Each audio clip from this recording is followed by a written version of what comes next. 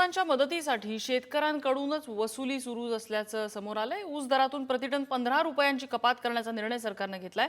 शेतकऱ्यांकडून प्रतिटन 5 रुपये तर मुख्यमंत्री सहायता निधीसाठी प्रतिटन 10 रुपये कपात करण्याचा निर्णय घेण्यात आलाय।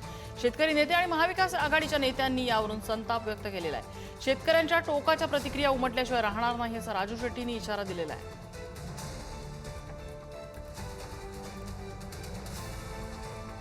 जिथं ऊस उत्पादक शेतकऱ्याला एक रकमी FRP मिळू नये म्हणून राज्य सरकार सुप्रीम कोर्टामध्ये जातं, तेच राज्य सरकार पूरबाधितांच्या नावाखाली ऊस उत्पादक शेतकऱ्यांच्यावर जर का टनाला 15 रुपयाचा दरोडा टाकत असेल तर हे आम्हाला अजिबात मान्य नाही।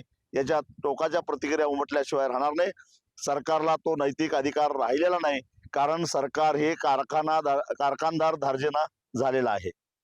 जो शेतकरी आधीच अडचणीत आहे, पुरामुळे असेल, अतिवृष्टीमुळे असेल किंवा एकूण शेतीचा खर्च परवडत नाही अशा परिस्थितीत असताना पुन्हा त्याच्याच खिशात हात घालून पैसे काढण्याचा हा प्रकार मला वाटतंय सरकारचा दिवाळीखोरीकडे गेलेल्याचा हा संकेत आहे।